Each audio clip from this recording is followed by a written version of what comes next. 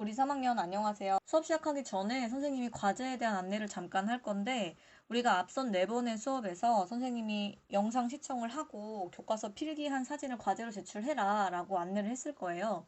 선생님이 게시글에 제출한 과제 현황을 표로 만들어서 올렸으니까 자기 과제가 잘 제출이 되었는지 확인을 꼭 하고, 만약에 누락되었다 하는 사람들은 질문방에 학번과 이름으로 게시글을 올리면 선생님이 제출했는데 누락된 사람들에 한해서 선생님이 확인을 해보고 제출을 다시 할 수 있도록 해줄 테니까 꼭 게시글을 확인해 보기 바랍니다.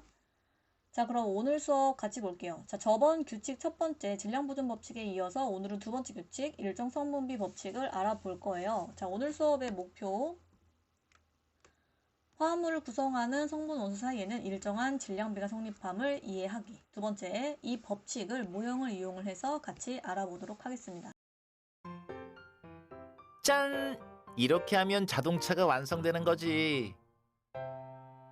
나도 형과 똑같은 자동차를 만들어 봐야지.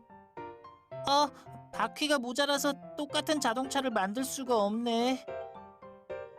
장난감을 조립하는 것처럼 화합물이 만들어진다면 구성 원소 사이에는 어떤 관계가 성립할까? 앞선 애니메이션을 바탕으로 우리가 생각을 한번 해볼게요. 자, 자동차를 만들 때 이러한 조건이 주어졌다고 해볼게요. 자동차 한 대를 만드는데 블럭 10개와 바퀴 4개를 이용을 해서 만든다고 한다. 근데 만약에 주어진 재료가 블럭 20개와 바퀴 10개가 주어졌다라고 했을 때 만들 수 있는 자동차의 수는 몇 대인가? 일단 10개와 바퀴 4개로 한 대이기 때문에 블럭 20개면 2대를 만들 수 있겠고, 바퀴는 블럭 2대에 8개가 사용되는데 10개니까 바퀴 2개가 남아있겠죠? 우리가 화학 반응이 일어나서 만들어진 생성 물질도 이와 같은 원리로 반응이 일어난다라고 볼 수 있어요. 그래서 오늘 수업의 핵심 개념 함께 봅시다.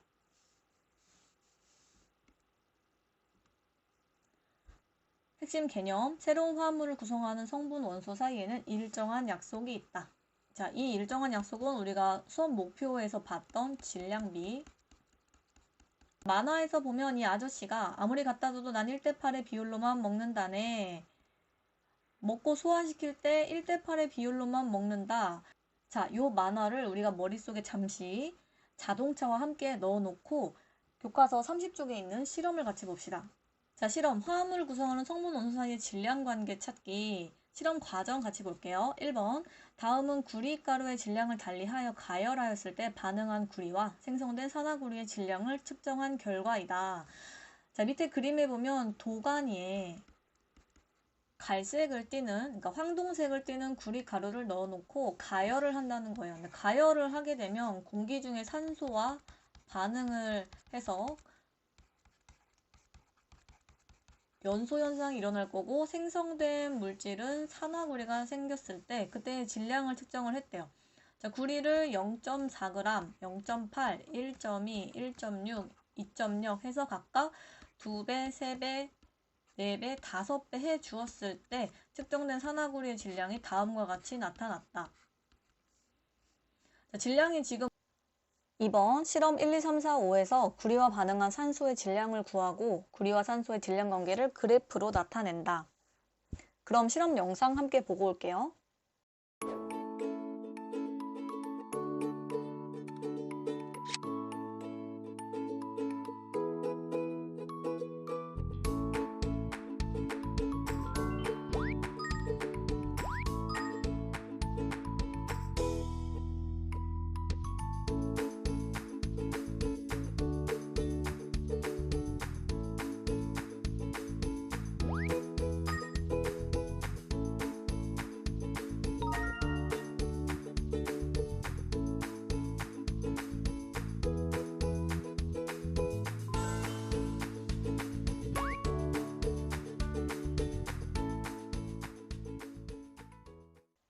자, 실험에서 황동색의 구리를 반응을 시켰을 때 검은색의 산화구리가 생긴 걸 볼 수가 있었고, 반응시킨 구리의 질량을 5종류, 5가지로 다르게 하고 생성된 산화구리의 질량도 5개를 측정을 해서 기록을 했죠.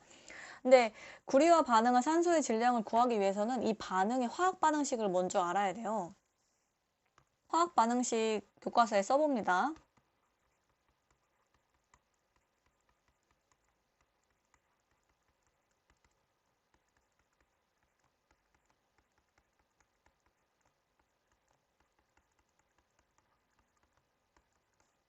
자, 우리가 알고 싶은 거는 산소의 질량을 알고 싶은 거야. 근데 알고 있는 값은 구리와 산화구리의 값을 측정을 해서 알고 있죠. 그러면 얘를 어떻게 질량을 구할 수 있냐면 이거는 질량보존 법칙을 이용을 할 수 있어요. 우리가 질량보존 법칙에서 생성물인 산화구리, 생성물 전체의 질량은 반응물 전체의 질량과 같다라고 지난 시간에 했었죠. 그럼 산화구리의 질량을 알고 있으면 여기에서 구리의 질량을 빼면 우리가 원하는 산소의 질량을 구할 수가 있는 거예요. 그래서 보면 질량보존 법칙에 따라 반응물인 구리와 산소의 총 질량은 생성물인 산화구리의 질량과 같으므로 산화구리의 질량에서 구리의 질량 값을 뺀 값이 구리와 반응한 산소의 질량이다. 자, 그럼 밑에 표와 그래프를 이용을 해서 이 반응에 어떤 규칙이 있는지 한번 볼게요. 지금 사용한 구리의 질량은 0.4, 0.8, 1.2, 2.0까지 해서 2배, 3배, 4배, 5배까지 증가를 시켜줬고 이때 생성된 산화구리 0.4g일 때는 산화구리가 0.5g, 1.0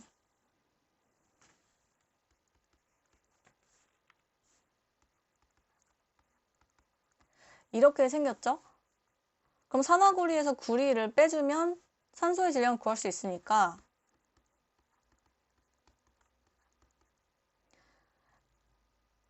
구리 0.4g과 반응한 산소는 0.1g. 그럼 얘는 1.0에서 0.8 빼주면 0.2, 1.5에서 1.2 빼주면 0.3, 얘는 0.4, 그리고 2.5에서 2.0 빼주면 0.5인 걸 알 수가 있어요. 자, 그럼 규칙성을 알아보기 위해서 얘를 그래프로 표시를 한번 해볼게요. 자, 가로축에는 지금 구리의 질량, 세로축에는 산소의 질량. 네, 눈금이 없으니까 눈금을 그려볼게요.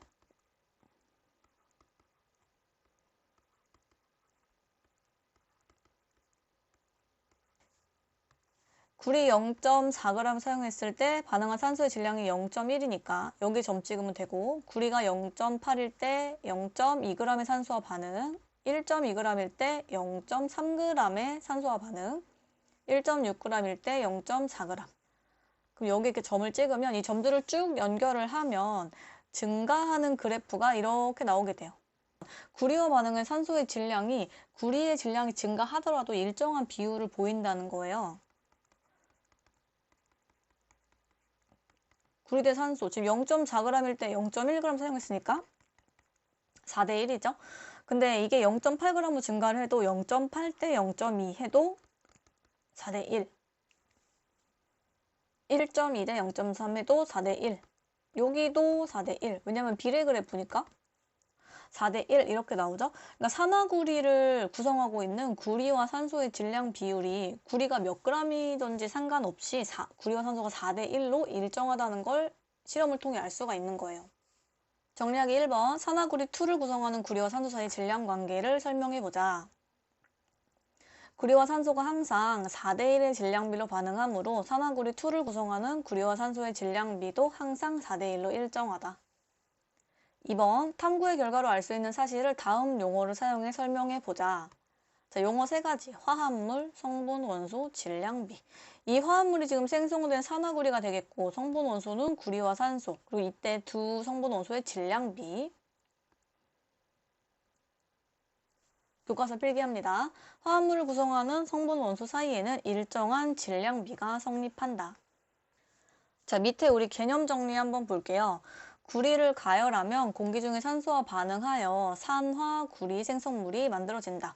이때 가열하는 구리의 질량이 커질수록 반응하는 산소의 질량도 비례하여 커지며 구리와 산소는 항상 일정한 질량비로 반응을 해서 산화구리2를 생성한다. 근데 이때의 비율이 4대 1로 일정했었죠? 자, 여기부터 줄칩니다. 자, 이와 같이 화합물을 구성하는 성분 원소 사이에는 일정한 질량비가 성립하는데 이를 일정 성분비 법칙이라고 한다. 그림에 보면 검은색의 산화 구리를 성분을 분석을 해보면 구리와 산소가 항상 4대1의 비율, 질량비로 구성을 하는 걸 볼 수가 있어요. 근데 여기 보면 화합물이란 단어가 지금 나오죠. 근데 이게 지금 처음 보는 단어가 아니고 우리 2학년 때 물질의 특성할 때 배웠던 단어예요. 호돈소 물질. 그러니까 순물질과 혼합물이 있을 때 순물질에 포함되는 물질로 화합물과 호돈소 물질이 있었다. 근데 혹시나 기억을 못하는 친구가 있을까봐 이 내용 필기해 둡니다. 자, 화합물이란 2가지 이상의 원소가 결합하여 생긴 물질이다. 근데 우리가 질량보존 법칙 할 때도 물의 경우에도 배웠지만 화합물에는 이 2가지가 모두 포함이 되는 거예요. 그러니까 화학 반응을 통해 생성되는 물질은 보통 분자 아니면 이온 결합 물질인데 이거를 우리가 통틀어서 더 큰 개념으로 화합물이라고 불러요. 그래서 물의 경우에는 산소와 수소가 결합을 해서 만들어진 물질. 근데 얘는 물은 분자니까. 산화구리는 산소와 구리가 결합을 해서 만들어진 물질인데 이거는 이온 결합 물질. 염화나트륨은 염소와 나트륨이 결합해서 생긴 물질. 근데 얘도 이온 결합 물질이 된다.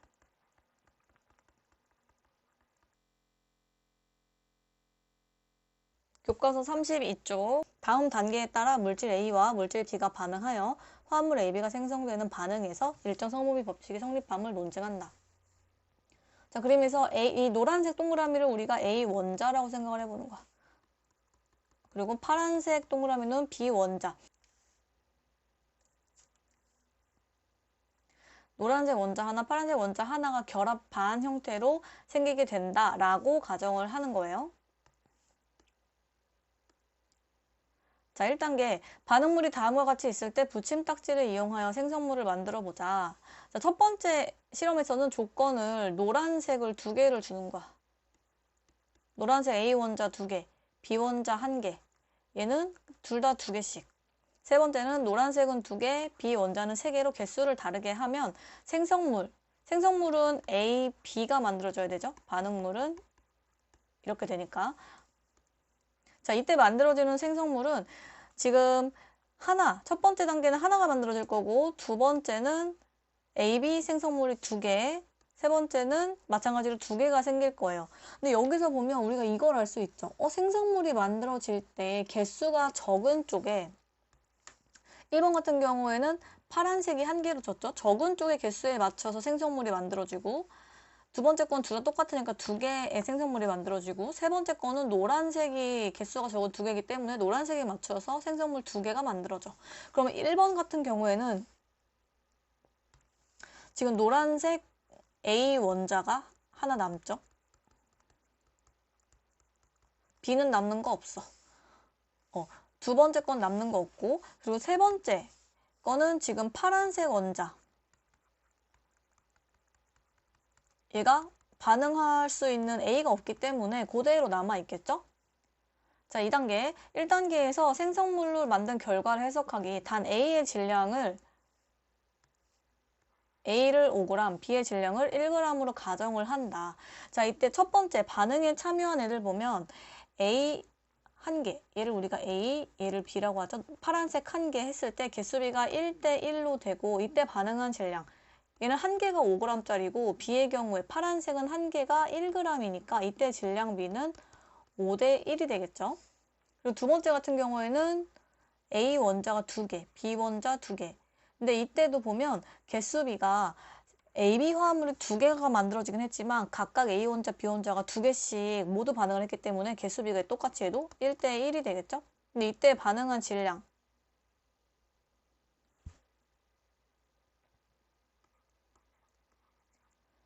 A는 지금 2개가 쓰였기 때문에 5g 곱하면 10g이 되겠고, B는 각각이 1g이니까 2g. 근데 10대2를 해도 얘는 질량비가 5대1로 똑같아요. 그다음 세 번째 거. 반응에 참여한 얘는 A 개수가 모자랐죠. 그래서 A가 2개. 얘도 2개 참여했어. 그럼 개수비는 2대2니까 1대1이 될 거고, 이때 반응한 질량 10g 5대1이 되겠다. 즉 무슨 말이냐. 항상 AB 화합물이 만들어질 때는 A 원자와 B 원자의 질량비가 5대 1의 비율로 일정한 비율을 보인다. 3단계, 화합물 AB를 구성하는 성분 원소의 질량비가 일정한 까닭은 무엇일까?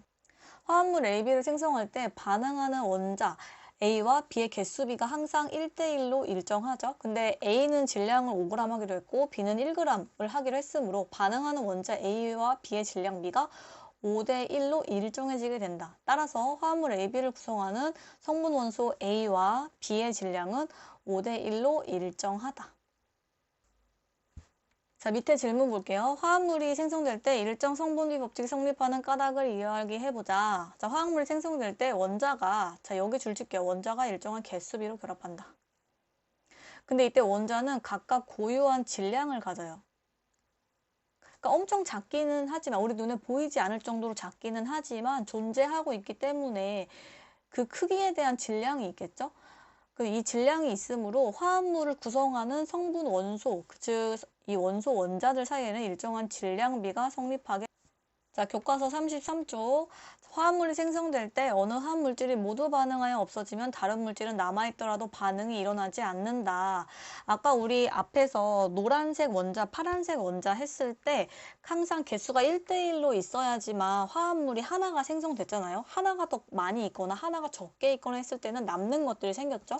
그래서 어느 한 물질이 모두 반응하여 없어지면, 즉 개수가 훨씬 적은 것들이 다 반응해서 없어지게 되겠죠. 그러면 더 개수가 많은, 즉 질량이 많은 애들이 그 물질이 남아있더라도 더 이상 반응할 애들이 없기 때문에 반응이 일어나지 않게 된다. 그래서 이는 그림 1-8과 같이 물질을 구성하는 원자가 항상, 자, 여기 줄 칠게요. 원자가 항상 일정한 개수비로 결합하여 화합물을 생성하기 때문이다.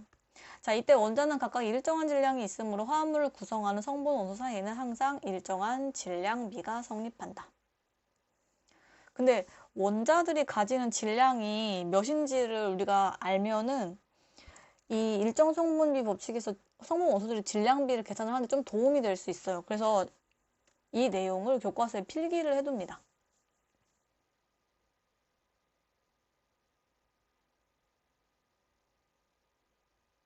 자, 그럼 선생님이 이 숫자가 의미하는 게 뭔지를 설명할게요. 우리가 원자는 엄청 작기 때문에 사실 질량이 굉장히 미미하단 말이에요. 그래서 그거 자체의 질량을 쓸 수 없기 때문에 우리가 가장 질량값이 작은 원자인 수소를 기준으로, 그러니까 얘의 질량을 1이라고 놓는 거야. 얘를 기준으로 다른 원소들, 탄소, 질소, 산소, 마그네슘, 구리 이런 애들이 몇 배의 질량을 가지느냐를 상대적인 값으로 이거를 표시를 해 놓은 거예요. 탄소의 경우에는 12, 질소 14, 산소 16, 마그네슘 24, 구리 64 해서 우리가 2학년 때 외웠던 원소들이 각각의 질량값을 이렇게 가져요. 그러면 이거를 가지고 선생님이 산화구리, 우리 아까 실험했던 거를 설명을 한번 해볼게요. 산화구리 같은 경우에는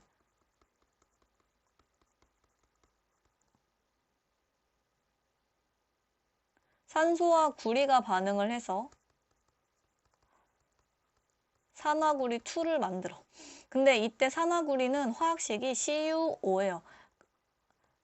구리 원자 하나, 산소 원자 하나, 이렇게 개수비가 1대1로 반응을 한단 말이야. 그러면 구리와 산소의 개수가 1대1이니까 이 원자의 질량비를 보면 구리는 지금 64, 산소는 16. 구리를 만들기 위해서 반응에 참여하는 성분 원소의 질량비가 64대 16이니까 4대 1이 되는 거예요.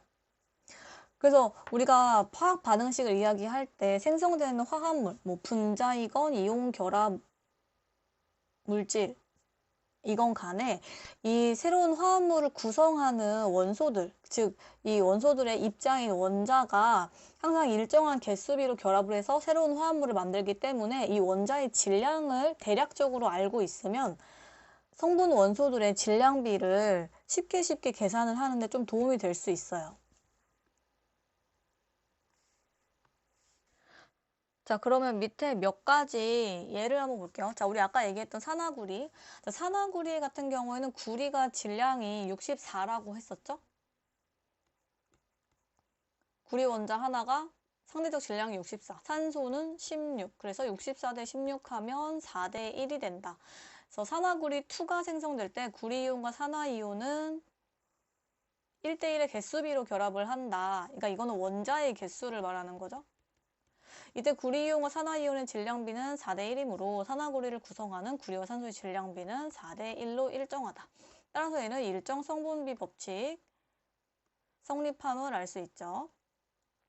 근데 여기 선생님이 산화구리 2라고 써 있잖아. 이게 의미하는 게 뭐냐면 구리가 금속인데 구리가 지금 이온 상태잖아요. 얘네는 지금 이온 결합 물질이란 말이야. 화합물이긴 한데 이온 결합 물질.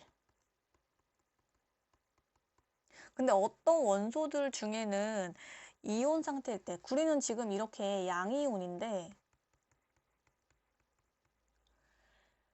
전하의 값이 2 플러스만 있는 게 아니라 1 플러스로 두 가지의 전하의 값으로 존재할 수 있는 원소들이 있어요. 그래서 산화구리를 표시를 할 때는 산화구리 원도 있어, 사실은. 이런 물질. 근데 우리가 지금 교과서에 나온 애들은 Cu2 플러스로 2 플러스의 양 전하를 가지는 이온이기 때문에 산화구리 2라고 표시를 한 거예요. 근데 이거는 뭐 사실 지금 중학교 3학년 과정에서까지는 이것까지는 몰라도 되긴 하지만 혹시나 궁금해하는 사람이 있을까 봐 제가 설명을 해요.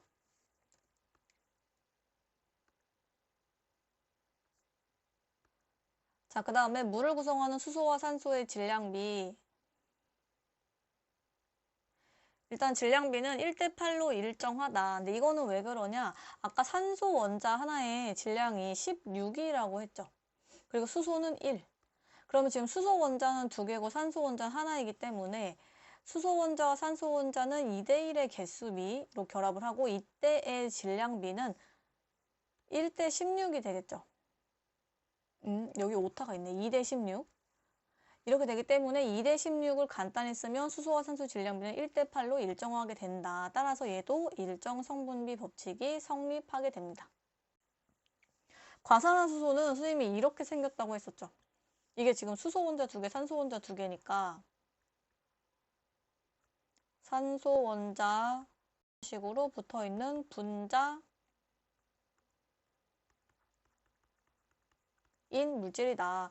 그러면 수소 질량 1이라고 했고 산소 질량 16이라고 했죠? 그러면 수소 원자와 산소 원자의 개수비는 지금 2개씩 쓰기 때문에 간단히 하면 1대 1이 되고 이때 수소 원자와 산소 원자의 질량비가 1대 16이 된다. 수소가 지금 전체 2개가 있고 산소가 16짜리가 2개가 있으니까 32가 되죠? 근데 이거 간단히 하면 1대 16이 되니까 과산화수소를 구성하는 수소와 산소의 질량비는 1대 16으로 일정하다. 자, 그럼 우리 몇 가지 화합물의 질량비를 한번 볼 건데 아까 선생님이 물은 H2O, 그래서 수소 2개, 산소 1개이기 때문에 수소가 질량이 1이고 산소가 16이라고 했죠? 그럼 얘가 2대 16이니까 간단히 하면 1대 8. 자, 암모니아는 질소 하나에 산소 3개짜리야. 근데 질소는 아까 14. 원자 하나의 질량이 14고 수소가 1이라고 했는데 질소는 1개가 있으니까 14고 수소는 이런 애가 3개가 있으니까 14 대 3이죠. 자, 이산화탄소는 탄소 원자 하나에 산소 원자가 2개가 있으니까 근데 탄소는 아까 선생님이 12의 질량을 가진다 그랬죠? 그리고 산소는 16. 근데 지금 이런 애가 2개, 얘가 하나가 있고 산소가 2개가 있으니까 12 대 32. 간단히 해서 4로 나눠주면 되겠네. 4로 나누면 3 대 8. 자, 산화 마그네슘. 자, 마그네슘 여기 24라고 써있죠? 마그네슘 24. 산소도 지금 1개씩 있으니까 산소 16. 24 대 16 간단히 해서 8로 나눠주면 3 대 2. 자, 과산화수소 우리 아까 1 대 16이라고 했었죠. 그래서 내가 이렇게 물질의 화학식을 알고 있고 몇 가지 원자의 질량값을 알고 있으면 이거를 굳이 얘네들 질량비가 몇 대 몇인지 다 안 외워도 돼요. 근데 이거를 내가 질량비나 이 화학식을 모르고 있으면 이걸 결국 다 시험 볼 때 외워야 되는 거야. 그래서 이 표는 교과서에 꼭 써놓고 몇 가지 정도는 간단한 거는 외워두면 좋을 것 같아요. 그러면 다음 수업 때 볼게요. 안녕.